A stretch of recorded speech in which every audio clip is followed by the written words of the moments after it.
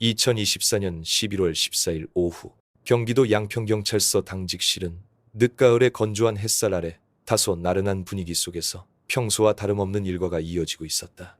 그 정적은 겁에 질린 모습으로 들어서난 노부부 박영철 씨와 김순자 씨에 의해 깨졌다. 그들은 극심한 불안감에 휩싸인 채 인자하던 얼굴에는 걱정이 가득했고 금방이라도 쓰러질 듯 비틀거리며 걸어 들어왔다. 당직 경찰관이 급히 두 사람을 부축해 민원인 대기실로 안내했다. 마침 회의를 마치고 지나가던 형사팀장 이강민 경감이 우연히 그들을 보게 되었다. 노부부의 심상치 않은 모습에 그는 이것이 평범한 사건이 아님을 직감했다. 그는 당직 경찰관에게 눈짓을 보낸 뒤 직접 노부부를 자신의 사무실로 모셨다. 두 분 앉아서 물 한잔 하세요.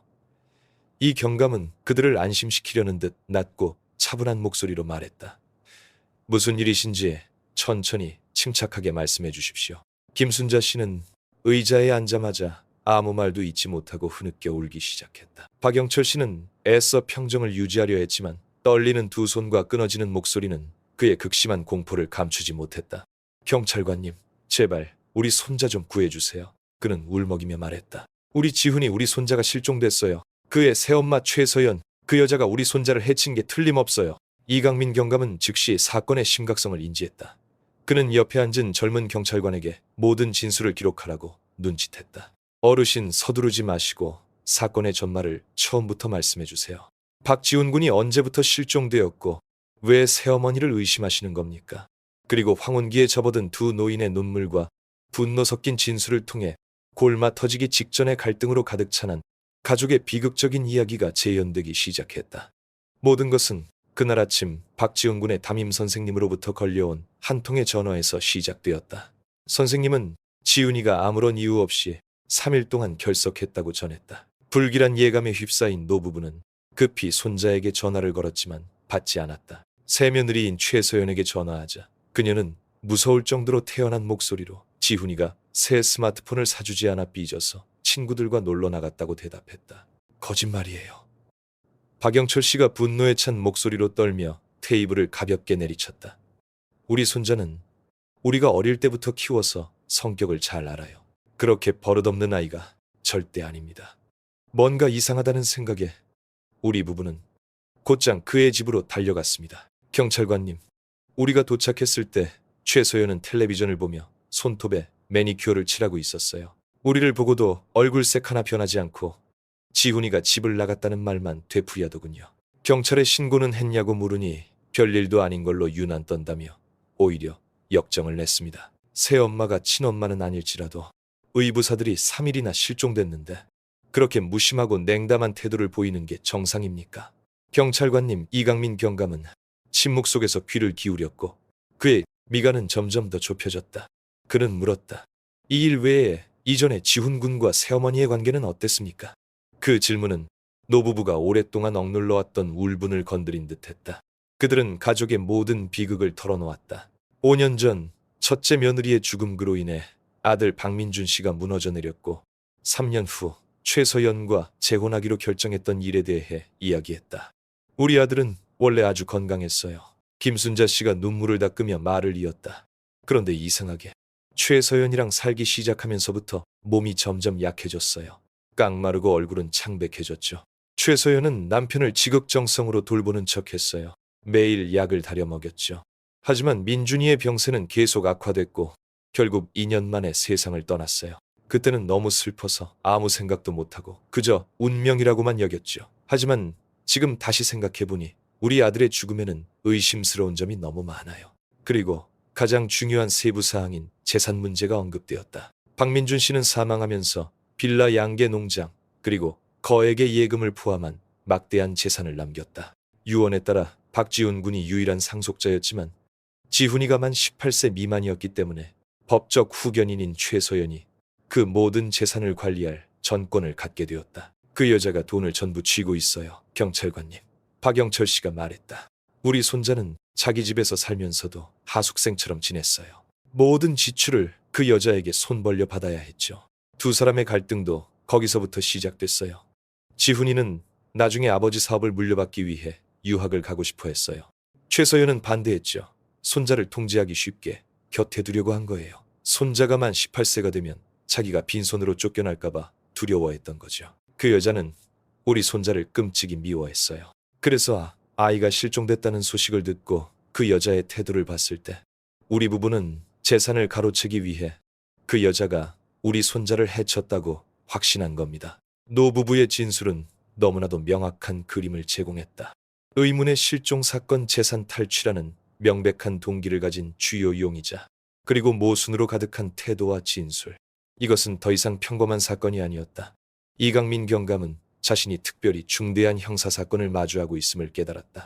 그는 눈앞에 앉은 고통과 절망이 깊게 새겨진 얼굴의 두 노인을 바라보며 연민과 함께 굳은 결의를 다졌다. 두 분 걱정 마십시오. 그가 단호한 목소리로 말했다. 이 신고를 정식으로 접수하겠습니다. 두 분께 약속드립니다. 사건의 흑백을 가리고 가족의 정의를 되찾기 위해 끝까지 수사하겠습니다. 박영철 씨 부부가 다른 경찰관들의 안내를 받아 절차를 마무리하기 위해 밖으로 나간 후 이강민 경감은 즉시 사무실로 돌아왔다. 그는 수화기를 들어 팀장에게 전화했다. 팀장님, 보고드립니다. 방금 매우 심각한 정황의 실종 사건을 접수했습니다. 계획된 살인 사건일 가능성이 높습니다. 즉시 전담팀 구성을 건의합니다. 상부의 승인을 받은 후 이강민 경감은 신속하게 팀을 소집했다. 그는 화이트보드 앞에 서서 순수하고 선한 얼굴의 고등학생 박지훈 군의 사진을 중앙에 붙였다. 그 옆에 그는 몇 줄의 요약을 휘갈겨 썼다. 3일간 실종, 계모, 의부사들 갈등, 상속, 재산 분쟁.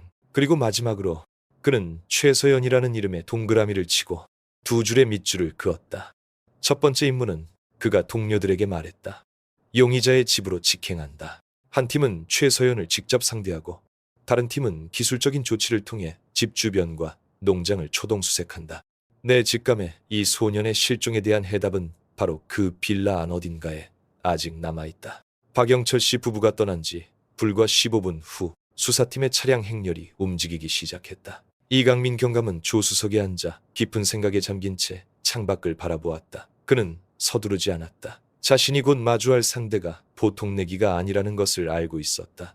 의부사들의 실종을 3일 동안이나 태연하게 숨기고 가족과 학교에 아무렇지 않게 거짓말을 할 수 있는 여자라면 분명 강철 같은 신경과 무서운 계산 능력을 가졌을 것이다. 이번 대결은 치열한 두뇌 싸움이 될 것이었다. 경찰차가 빌라 단지로 접어들었을 때 최서연은 마치 이번 방문을 예상했다는 듯이 문 앞에 나와 기다리고 있었다. 그녀는 고급스러운 검은색 실크 원피스로 갈아입고 피곤함이나 불안의 흔적을 모두 가린 채 가볍지만 꼼꼼하게 화장을 한 상태였다. 40대 나이에 날카로운 아름다움과 여유로운 태도가 어우러져 형언할 수 없는 위압감을 자아냈다. 그녀는 이강민 경감이 차에서 내리는 것을 보고 정중하게 미소 지었다. 경찰관님들 어서 오세요. 그녀가 상냥한 목소리로 말했다. 집으로 들어오시죠. 시부모님께서 이렇게 소란을 피우실 줄 알았어요. 두 분 다 연세가 많으셔서 걱정이 지나치시거든요. 별일 아니에요, 경찰관님들. 이강민 경감은 그 인사에 답하지 않고 고개만 까딱한 뒤 동료들과 함께 안으로 들어갔다. 빌라의 거실은 값비싼 가구와 벽에 걸린 예술 작품들로 호화롭게 꾸며져 있었지만 가족의 온기가 느껴지지 않는 차가운 분위기를 풍겼다. 앉으시죠. 이강민 경감이 맞은편 소파를 가리키며 말했다. 박지훈 군의 부재와 관련하여 몇 가지 확인할 사항이 있어 왔습니다. 신고에 따르면 지훈 군이 3일째 집에 들어오지 않았다고 합니다. 정확히 무슨 일이 있었는지 말씀해 주시겠습니까? 최서연은 피곤하고 속상하다는 듯 한숨을 내쉬었다. 그녀는 미리 준비해둔 이야기를 시작했다. 이번에는 더욱 구체적이고 감정이 실려 있었다. 그녀는 지훈이가 요즘 학업에 소홀해졌는데 수백만 원짜리 최신 스마트폰을 사달라고 졸랐다고 말했다. 그녀는 아들이 공부에 집중하길 바라는 마음에 거절했다고 했다. 그래서 두 사람 사이에 말다툼이 있었다고. 아이가 사춘기인데다 일찍 부모의 사랑을 받지 못해서 감정 기복이 심해요. 그녀는 눈시울을 살짝 붉히며 말했다. 제가 몇 마디 꾸짖었을 뿐인데 아이가 자존심이 상했는지 버럭 화를 내며 나가버렸어요. 저도 걱정은 되지만 며칠 친구들이랑 놀다가 돌아오겠거니 생각했어요. 어느 아이나 그런 때가 있잖아요. 아이 방에서 옷가지를 챙겨둔 배낭도 발견했어요. 아마 미리 계획했던 것 같아요. 말을 마친 그녀는 가사 도우미에게 신호를 보내 스포츠 배낭 하나를 가져오게 했다. 안에는 정말로 옷 몇 벌과 약간의 개인 소지품이 들어있었다. 최서연의 연기는 거의 완벽했지만 이강민 경감은 그 눈물에 흔들리지 않았다. 그는 눈앞에서 연기하는 여자의 눈을 똑바로 쳐다보았다. 스마트폰을 사주지 않아서 지훈 군이 집을 나갔다고 하셨는데 저희가 알기로 지훈 군은 막대한 재산의 유일한 상속자입니다. 수백만 원짜리 스마트폰이 정말 집을 나갈 만큼 큰 문제였을까요? 최서연은 잠시 멈칫했지만 이내 평정을 되찾았다. 돈은 아버지가 남긴 것이지만 제가 후견인이에요. 아이에게 돈을 올바르게 쓰는 법을 가르칠 책임이 저에게 있습니다. 원하는 걸 다 해줄 수는 없어요. 돈 문제 때문에 저희 모자 사이에 갈등이 잦았던 것도 사실이에요. 그럼 지훈 군의 친구들에게 연락은 해보셨습니까? 이강민 경감이 계속해서 물었다. 아이가 평소 누구와 어울리는지 아시나요? 저도 잘은 몰라요. 최서연이 우물쭈물했다. 아이가 친구들 얘기를 저한테 잘 안 해서요. 거짓말에 균열이 보이기 시작했다. 아무리 친하지 않은 새엄마라 해도 아이의 친구 관계에 대해 전혀 모를 수는 없었다. 대화 내내 최소연은 박지훈 군의 안위에 대해 진심으로 걱정하는 모습을 단 한 번도 보이지 않았다. 그녀는 오직 반항적인 아이와 불쌍하고 무력한 새엄마의 이미지를 만들어내는 데에만 집중했다. 이강민 경감이 최소연과 팽팽한 심리전을 벌이는 동안 다른 수사팀들은 각자의 임무를 시작했다. 한 팀은 박지훈 군의 개인 방으로 들어갔다.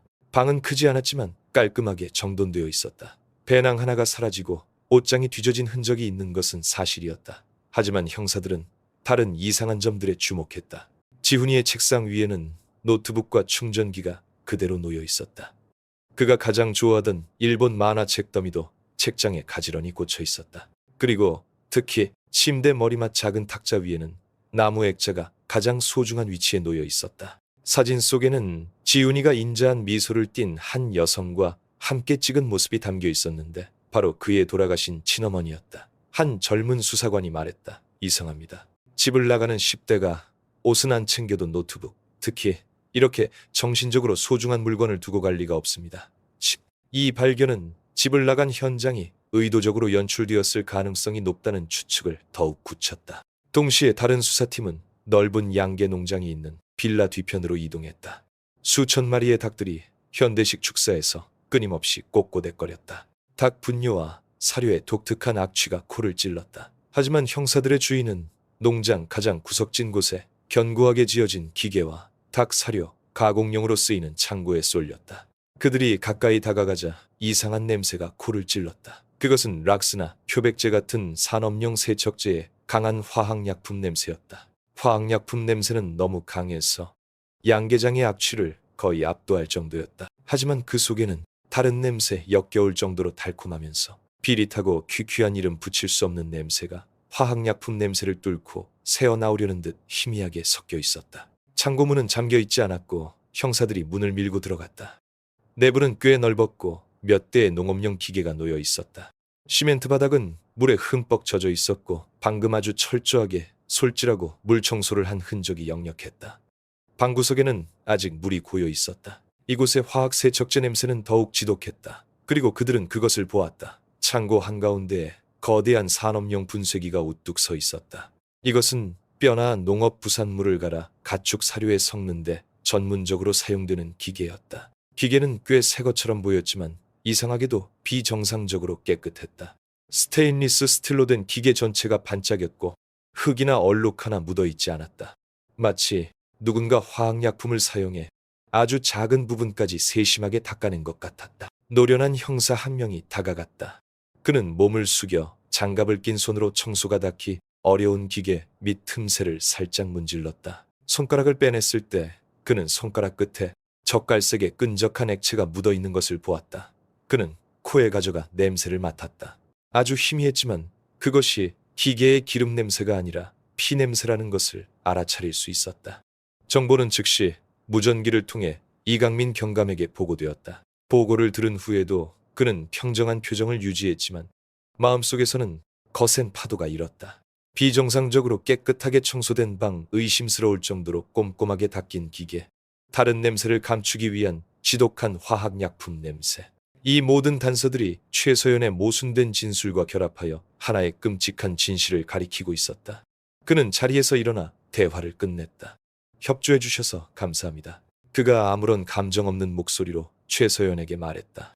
저희는 계속해서 사실관계를 확인할 것입니다. 이 기간 동안 필요할 때 연락이 가능하도록 거주지를 벗어나지 마시길 바랍니다. 최서연은 미소 지었다.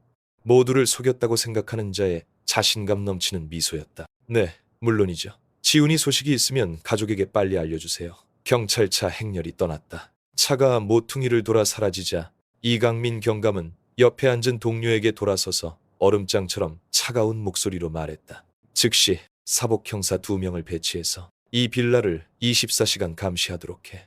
단 1초도 용의자를 시야에서 놓치면 안 돼. 내 느낌에 저 여자는 마지막 흔적을 지우기 위해 곧 다음 행동을 개시할 것 같아. 그는 자신이 곧 이곳으로 돌아올 것을 알고 있었다. 그리고 다음번에는 손님으로서 오지 않을 것이었다. 그는 수색영장을 손에 들고 돌아올 것이었다. 다음 날 전담팀의 수사기계가 본격적으로 그리고 긴박하게 가동되기 시작했다. 지휘본부에서 이강민 경감은 화이트보드 앞에 섰다. 그 위에는 순수함과 교활함의 잔인한 대조처럼 박지훈과 최서연의 사진이 나란히 놓여 있었다. 현장에서의 초기 발견들, 즉 어설프게 연출된 방과 의심스럽게 세척된 창고는 그의 가설을 더욱 확고하게 뒷받침했다.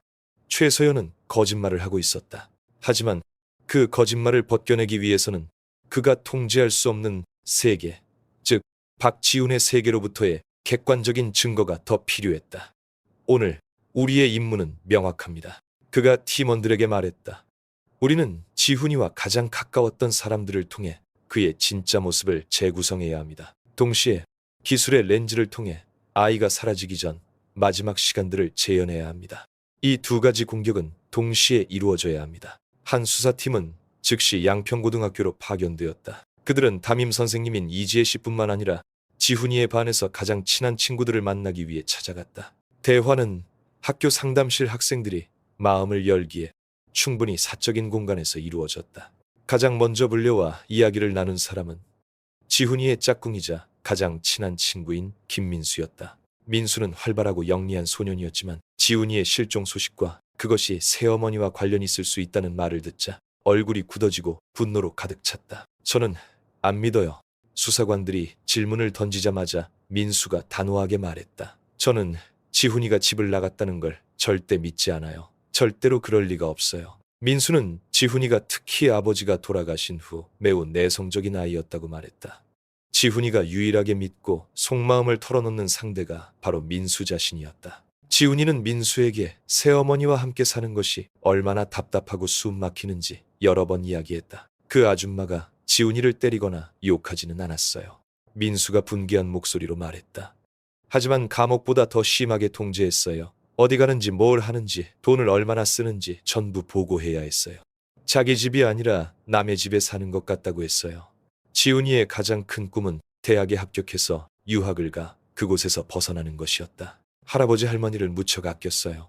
주말마다 자전거를 타고 할머니 댁에 찾아갔어요. 그런 애가 어떻게 아무에게도 말 한마디 없이 집을 나갈 수 있겠어요? 수사관이 스마트폰과 관련된 말다툼에 대해 묻자 민수는 비웃었다. 그건 그 아줌마의 핑계일 뿐이에요. 아저씨. 지훈이는 물질적인 것에 욕심내는 애가 아니에요. 걔 스마트폰 아직 쓸만했어요. 지난주에 저한테 얘기했는데 새어머니한테 유학 절차에 대해 알아보고 싶다고 말했다가 엄청 화를 냈대요. 공부는 안 하고 놀 생각만 한다고요. 지훈이가 그때 엄청 슬퍼하고 실망했어요. 저한테 아마 내년에만 18세가 되어야 내 인생을 스스로 결정할 수 있을 것 같아라고 말했어요. 김민수의 진술은 최서연이 꾸며낸 시나리오에 강력한 일격을 가했다. 그것은 박지훈이 집을 나갈 의도가 전혀 없었으며 오히려 미래에 대한 명확한 계획을 가지고 자유로워질 날을 끈기 있게 기다리고 있었다는 것을 보여주었다. 한편 사이버 수사팀이 맡은 두 번째 수사 방향에서도 그에 못지않게 중요한 결과가 나왔다. 검찰의 영장을 발부받은 후 그들은 통신사와 협력하여 박지훈의 휴대전화 통화 기록과 위치 데이터를 전부 추출했다. 보고서 위에 무미건조한 숫자들은 섬뜩한 그림을 그려냈다. 지훈이의 휴대전화에서 이루어진 마지막 통화는 11월 11일 저녁 7시, 즉 그가 집을 나갔다고 알려진 날의 전날 밤이었다. 그것은 숙제를 묻기 위해 김민수에게 건 짧은 통화였고 그 이후로는 어떠한 발신이나 수신 기록도 없었다. 휴대전화의 마지막 위치 신호는 그날 밤 10시에 기록되었으며 박 씨의 빌라에서 500m도 채 떨어지지 않은 기지국에서 발신된 것이었다. 그리고 그 후 신호는 마치 전원이 꺼지거나 유심칩이 제거되거나 파괴된 것처럼 완전히 사라졌다. 지훈이가 자주 사용하던 카카오톡, 페이스북 같은 소셜미디어 계정, 온라인, 게임 계정 모두 그날 밤 이후로 절대적인 침묵 상태였다. 새로운 게시물도 메시지도 로그인 기록도 없었다. 가상 세계에서 활발했던 한 10대의 삶이 갑자기 끊어진 것이었다. 이것은 새로운 삶을 시작하려는 사람의 주도적인 행동이 아니라 수동적인 실종의 징후였다. 친구들의 진술에서부터 전자데이터에 이르기까지 모든 증거는 단 하나의 결론으로 모아졌다. 박지훈은 집을 나가지 않았다. 그는 최서연이 모자가 다퉜다고 말한 그날 밤 바로 자신의 집에서 갑작스럽고 의문스럽게 사라졌다. 새어머니의 거짓말은 이제 완전히 드러났다. 이러한 수사 방향과 병행하여 최서연을 감시하는 임무를 맡은 형사팀도 쉬지 않고 일했다. 그러나 예상과는 달리 최서연은 전혀 비정상적이거나 당황하는 행동을 보이지 않고 무서울 정도로 규칙적인 생활을 유지했다. 아침에는 시장에 가고 오후에는 농장에 가서 일꾼들을 지시하고 저녁에는 TV를 보거나 스파에 갔다. 그녀는 실종된 아들을 걱정하는 어머니의 모습은 전혀 없이 인생을 즐기는 부유하고 여유로운 여주인 행세를 했다. 그녀는 지훈이의 친구들에게 안부를 묻는 전화를 한 통도 하지 않았고 소셜미디어에 사람을 찾는 글을 올리지도 않았다. 그 평온함이야말로 형사들에게는 가장 비정상적인 표현이었다. 그러나 지훈이가 실종된 지 5일째 되던 날 형사들은 주목할 만한 행동을 포착했다. 최서연은 고급 카페에서 도내의 유명 변호사와 개인적인 만남을 가졌다. 만남은 2시간 이상 지속되었고 내용은 들을 수 없었지만 이 민감한 시기에 변호사를 찾는다는 것 자체가 그녀가 법적 싸움을 준비하고 있음을 보여주었다. 아마도 그녀는 실종자 선고 절차와 그 경우 상속권과 관련된 법규에 대해 알아보고 있었을 가능성이 높았다. 이강민 경감은 모든 정보를 종합했다.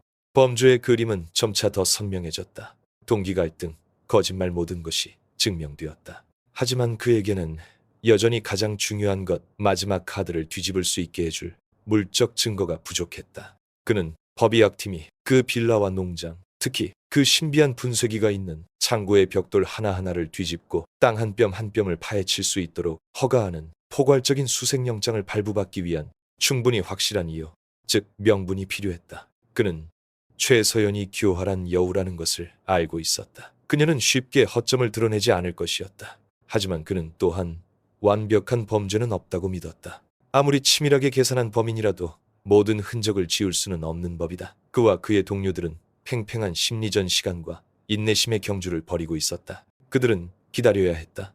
최서연이 실수를 저지르기를 혹은 예상치 못한 증인이 나타나 범죄의 문을 활짝 열 마지막 열쇠를 가져다 주기를 기다려야 했다. 수사는 6일째로 접어들었다. 전담팀의 인내심은 한계에 다다르고 있었다. 최서연을 감시하던 두 형사는 그녀가 여전히 이상할 정도로 평온하며 동요하거나 도주하려는 기미가 전혀 보이지 않는다고 보고했다. 마치 그녀는 모든 흔적을 완벽하게 지웠고 자신이 저지른 끔찍한 범죄를 아무도 찾아낼 수 없을 것이라고 확신하는 듯했다. 이강민 경감은 초조함을 느꼈지만 최서연처럼 냉혈하고 교활한 자와의 심리전에서 성급함은 적이라는 것을 알고 있었다. 그에게는 그녀의 완벽해 보이는 방어벽에 직격탄을 날릴 한 방이 필요했다. 그리고 그 번개는 아무도 예상치 못한 곳에서 쳤다. 그날 아침 초라한 행색의 한 중년 남성이 경찰서로 조심스럽게 찾아와 전담팀 책임자를 직접 만나게 해달라고 요청했다. 강대호라는 이름의 그 남자는 박씨 가족의 양계 농장에서 거의 10년간 일해온 인부였다. 그는 바로 어제 아무런 정당한 이유 없이 최서연에게 해고당했다. 이강민 경감의 사무실에서 강 씨는 의자에 움츠려 앉아 거친 두 손을 비비고 있었다. 그의 얼굴에는 여전히 억울함과 약간의 두려움이 어려 있었다. 경찰관님, 그는 작고 머뭇거리는 목소리로 이야기를 시작했다. 제가 이게 관련이 없을 수도 있지만 마음이 계속 불편해서요.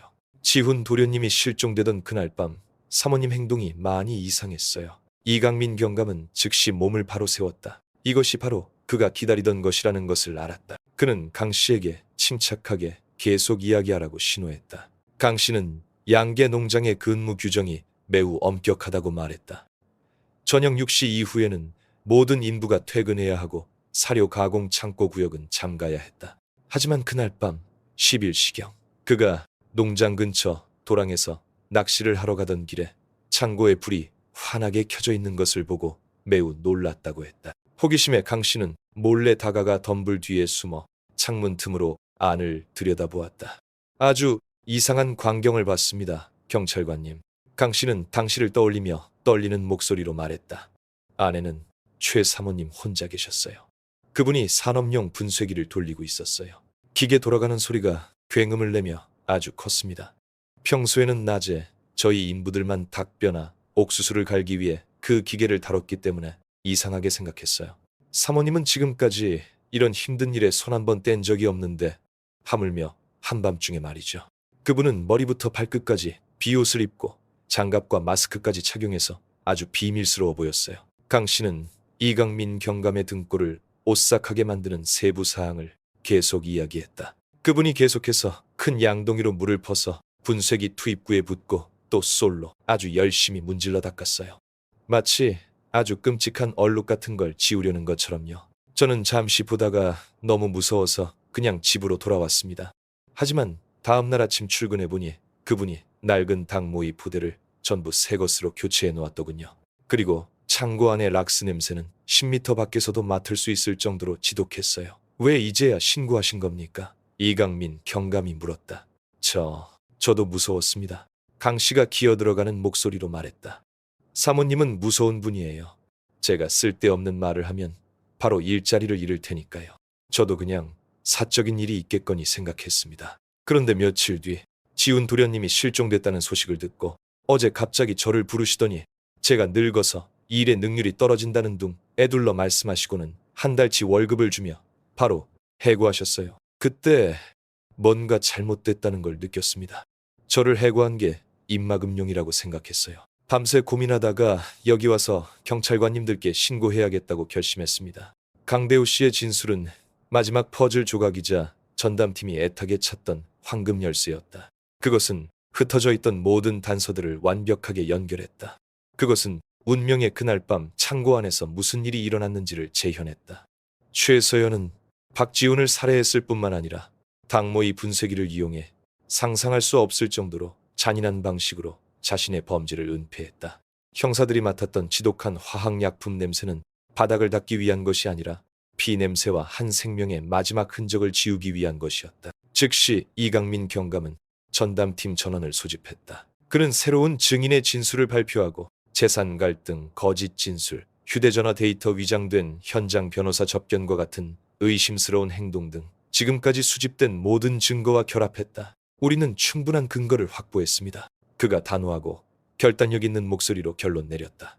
우리는 피해자가 실종된 바로 그날 밤 현장에서 용의자가 의심스러운 은폐 행위를 하는 것을 직접 목격한 증인이 있습니다. 명확한 동기도 있습니다. 용의자가 거짓말을 했다는 것도 증명했습니다. 저는 양평검찰청에 용의자 최서연의 주거지 및 직장에 대한 긴급 압수수색 영장을 즉시 승인해 줄 것을 요청하며 동시에 창고 내 분쇄기에 대한 압수 및 법의학 감정을 포함한 기술적 조치를 허가해 줄 것을 요청합니다. 요청 보고서는 신속하게 작성되었다. 이강민 경감은 직접 서류를 들고 검찰청으로 향했다. 날카로운 논리와 빈틈없이 연결된 일련의 증거 앞에서 군 검찰청장은 신중하게 검토한 후 조금의 망설임도 없이 수색영장에 서명했다. 그 운명의 종이는 이제 이강민 경감의 손에 있었다. 그것은 단순한 법적 문서가 아니라 정의의 무기이자 최서연이 필사적으로 숨기려 했던 지옥의 문을 곧 열어젖힐 열쇠였다. 그날 오후 양평경찰서 마당에는 막강한 인력이 집결했다. 형사팀 대원들뿐만 아니라 기동경찰대의 지원과 가장 중요하게는 전문 장비가 가득 담긴 가방을 든 도경찰청 과학수사팀 감식반원들이 함께했다. 이강민 경감은 대열 앞에 서서 엄숙하고 결연한 표정을 지었다. 모든 대원들에게 알린다. 그가 크고 우렁찬 목소리로 말했다. 오늘 우리의 목표는 단순한 집이 아니라 특별히 중대한 살인사건 현장이다. 우리의 임무는 땅 한 뼘, 집 한 구석까지 샅샅이 뒤져 아무리 작은 단서라도 놓치지 않는 것이다. 신중하고 전문적으로 행동하여 인간의 탈을 쓴 악마가 고개 숙여 죄를 인정하도록 모든 증거를 수집하라. 피해자 박지훈 군의 정의를 위해 출발. 이번에는 경찰차 행렬이 더 이상 조용하지 않았다. 사이렌을 울리며 저물어가는 황혼 속 도로를 질주했다. 그들은 박 씨의 빌라를 향해 가고 있었다. 이번 귀환에서는 빈손으로 돌아오지 않을 것이었다.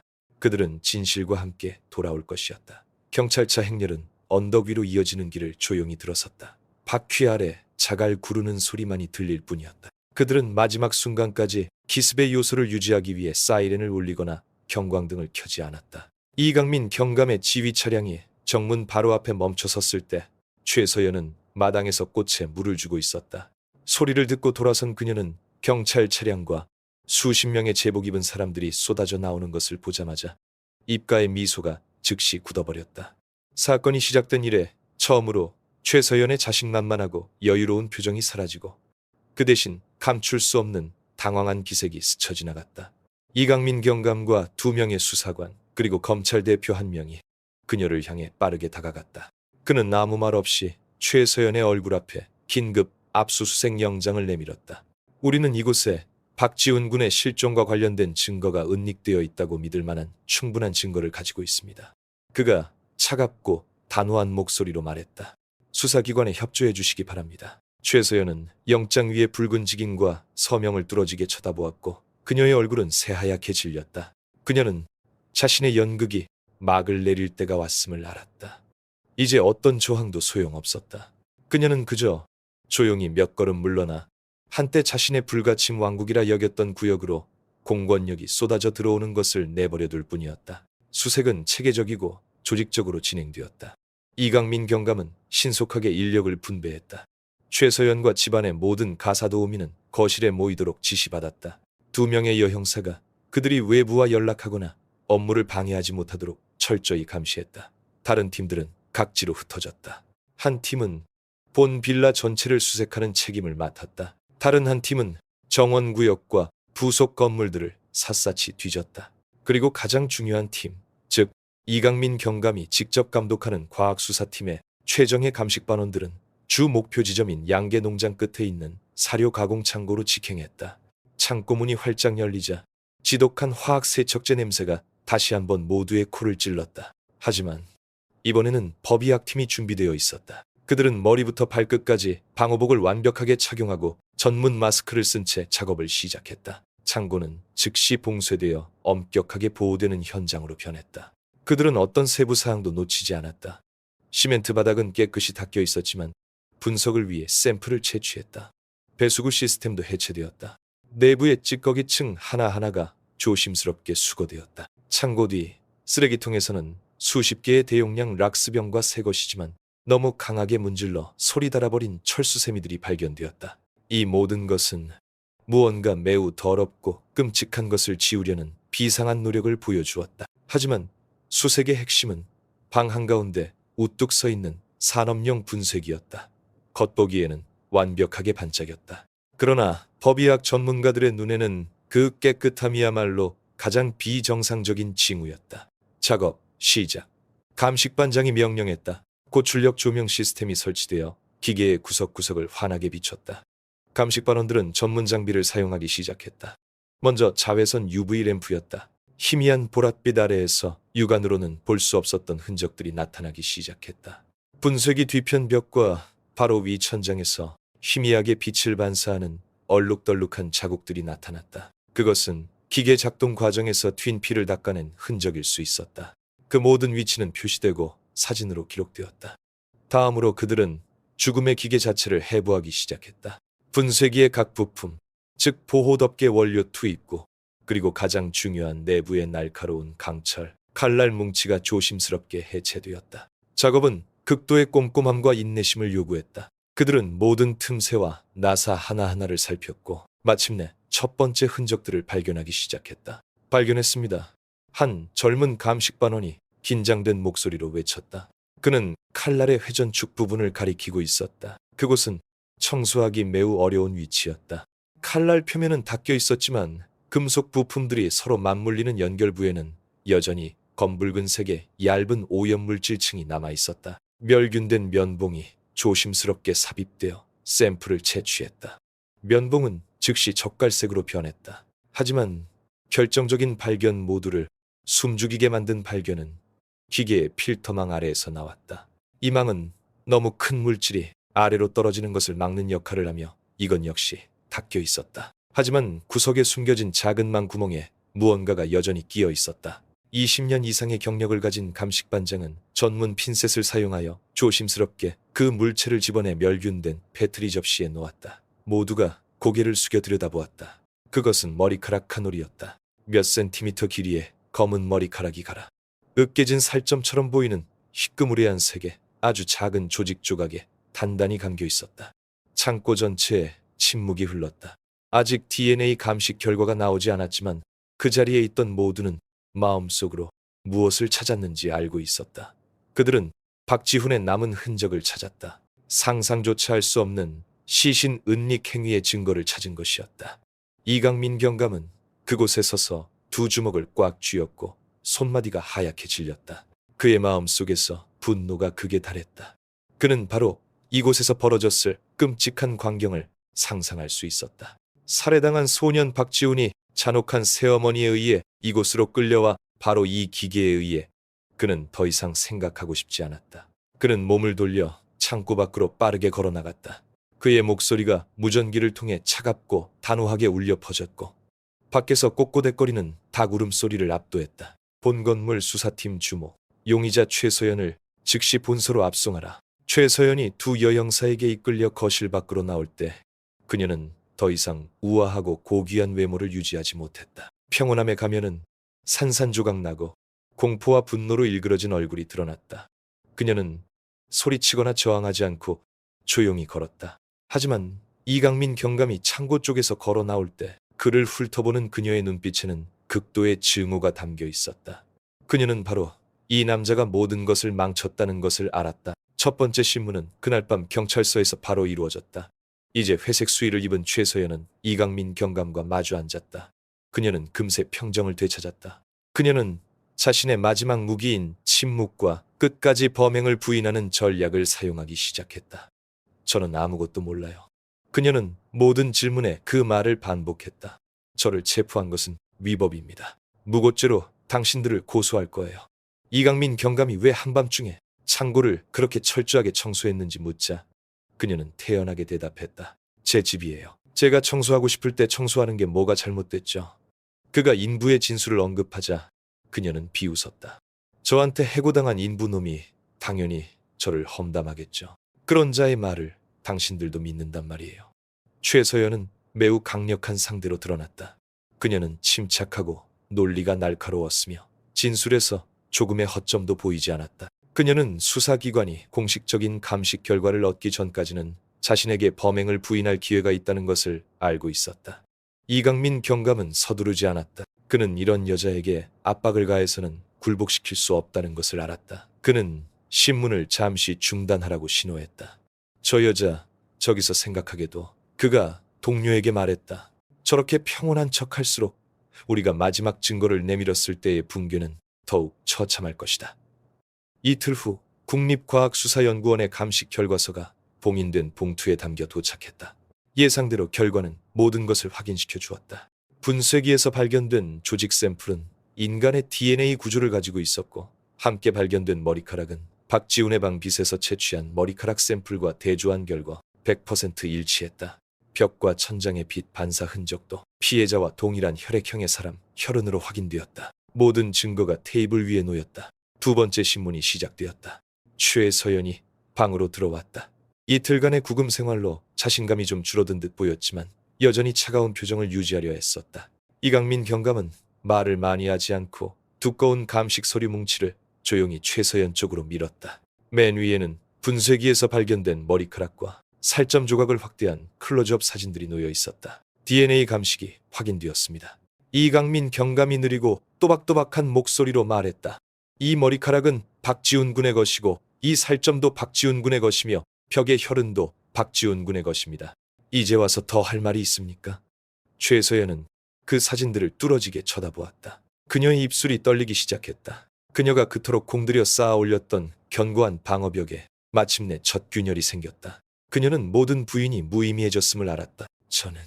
저는 고의가 아니었어요. 그녀가 더듬거리기 시작했다. 어설픈 마지막 거짓말이었다. 저는 그냥 밀었을 뿐이에요. 애가 스스로 기계에 머리를 부딪혀 죽은 거예요. 됐어. 이강민 경감이 책상을 내리쳤다. 그의 목소리가 처음으로 날카로워졌다. 더 이상 연기하지 마. 당신의 모든 죄를 자백해. 지훈군을 어떻게 죽였고 왜 그렇게 잔인한 방법으로 손을 썼는지 말하라고. 그의 말은 최서연의 거짓된 강인함을 완전히 무너뜨리는 마지막 망치질 같았다. 그녀는 책상에 머리를 밟고 두 어깨를 심하게 떨었다. 그리고 이내 날카로운 울음소리가 터져나왔다. 억울함과 분노, 그리고 공포가 뒤섞인 울음이었다. 가면이 벗겨진 악마는 마침내 약하고 비겁한 인간의 본 모습을 드러냈다. 이후 몇 시간 동안 최서연은 모든 것을 자백했다. 그녀의 자백은 소름 끼칠 정도로 차갑고 치밀하게 계산된 일련의 행위였다. 갈등은 유학 문제에 대한 말다툼 이후 정점에 달했다. 그날 밤 그녀는 화해하는 척하며 지훈이가 좋아하는 삼계탕을 직접 끓여주었다. 하지만 그 당 요리 안에 그녀는 다량의 강력한 수면제를 넣었다. 식사를 마친 후 지훈이는 금세 깊은 잠에 빠져 아무것도 모르게 되었다. 그 틈을 타 최서연은 베개로 지훈이의 얼굴을 강하게 눌러 숨을 멎게 했다.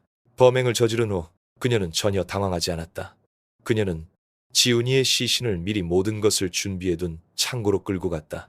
그리고 그곳에서 그녀는 가장 잔인한 행위, 즉 닭모이 분쇄기를 이용해 시신을 훼손했다.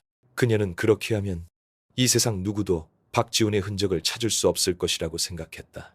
시신의 남은 부분은 모이에 섞어 농장의 수천 마리 닭에게 뿌려 그녀가 증오했던 의부사들의 존재를 완전히 지워버리는 방식으로 처리했다. 그 끔찍한 행위를 마친 후 그녀는 밤새 화학약품으로 현장을 청소하고 지훈이가 집을 나간 것처럼 위장 현장을 꾸몄다. 그녀는 며칠이 지나 모든 것이 잠잠해지면 아들이 실종되었다고 신고하고 몇 년 후 법에 따라 자신이 전 재산의 합법적인 상속자가 될 것이라고 믿었다. 계획은 거의 완벽했지만 그녀는 두 노인의 끈질김 담임 선생님의 헌신, 그리고 수사관들의 날카로움을 예상하지 못했다. 그리고 가장 중요하게 그녀는 아무리 작더라도 범죄의 흔적을 모두 지울 수는 없었다. 자백이 끝나자 신문실 전체가 숨막히는 침묵에 잠겼다. 수사관들은 눈앞에서 고개를 숙이고 우는 여자를 보며 조금의 동정심도 없이 극도의 혐오감만을 느꼈다. 돈 때문에, 탐욕 때문에 한 인간이 인간성의 모든 한계를 짓밟을 정도로 잔인해질 수 있었다. 계모 아들 분쇄기 살인 사건은 전국에 끔찍한 충격을 안겨주었다. 탐욕의 규모와 범죄의 잔혹성은 여론을 경악하게 했다. 최서연의 재판은 언론과 수백 명의 시민들의 특별한 관심을 끌었다. 법정에서 최서연은 더 이상 울지 않았다. 그녀는 그저 공허하고 넉나간 눈빛으로 조용히 앉아 있을 뿐이었다. 부인할 수 없는 증거와 자신의 자백 앞에서 그녀는 어떠한 변명도 하지 않았다. 재산 탈취를 목적으로 사전에 계획된 잔인한 방식으로 살인을 저지른 죄에 대해 최서연은 최고형인 사형을 선고받았다. 판결은 침묵 속에서 선고되었다. 박수 소리도 울음소리도 없었다. 오직 슬픔과 혐오감만이 법정 전체를 뒤덮었다. 정의는 실현되었지만 이 범죄가 남긴 고통은 결코 치유될 수 없을 것이었다. 사건이 종결되자 박 씨의 빌라는 아무도 살지 않는 황량한 곳이 되었다. 박영철 씨 부부는 불쌍한 손자의 장례를 치른 후 그 모든 재산을 팔아 대부분을 자선단체에 기부했다. 그들은 너무나 많은 비극과 피로 물든 곳을 간직하고 싶지 않았다. 최서연의 이야기는 돈에 의해 인간이 얼마나 타락할 수 있는지에 대한 소름 끼치는 경고가 되었다. 그것은 아름다운 여성과 악마 사이의 경계가 때로는 무서울 정도로 얇다는 것을 보여주었다. 하지만 모든 것이 끝난 것처럼 보였을 때 많은 사람들의 마음속에, 특히 이강민 경감의 수사 파일 속에는 여전히 하나의 큰 물음표가 남아 있었다. 해답이 없는 마지막 섬뜩한 디테일. 그것은 바로 불행한 아버지이자 남편이었던 박민준 씨의 죽음에 관한 것이었다. 그는 최서연과 함께 산 지 불과 2년 만에 급격한 건강 악화로 인한 중병으로 사망했다. 원래 건강했던 남자가 왜 그렇게 갑작스럽게 세상을 떠났을까? 그것이 정말 운명이었을까? 아니면 그것 또한 잔혹한 두 번째 아내 치밀하게 계산된 재산 탈취 계획의 일부였을까? 최서연이 매일 남편에게 직접 달해주던 보약이 정말 보약이었을까? 아니면 흔적을 남기지 않고 서서히 피해자를 죽이는 독약이었을까? 법은 증거를 필요로 하고 박민준 씨가 이미 오래전에 매장된 상황에서 증거를 다시 찾는 것은 거의 불가능했다. 만약 그 범죄가 있었다면 그것은 아마도 최서연과 함께 영원히 묻힐 비밀이 될 것이다. 사건은 종결되었지만 그것은 의문으로 가득 찬 열린 결말을 남겼다. 때로는 가장 끔찍한 진실이야말로 우리가 결코 알 수 없는 것일 수 있다는 것을 상기시켜주면서 말이다. 여러분은 지금 어디에서 제 이야기를 듣고 계신가요? 오늘 들려드린 이야기는 어떠셨나요? 여러분의 솔직한 생각과 감상을 댓글로 남겨주시면 제게는 정말 큰 힘이 된답니다. 세상의 모든 소란 속에서도 이 영상을 보시는 모든 분들의 마음속에 늘 잔잔한 평안이 가득하기를 진심으로 기도하겠습니다. 그리고 혹시 여러분에게도 다른 사람들과 함께 나누고 싶은 소중한 이야기가 있다면 주저하지 말고 들려주세요. 여러분의 이야기가 누군가에게는 따뜻한 위로와 희망이 될 수 있으니까요.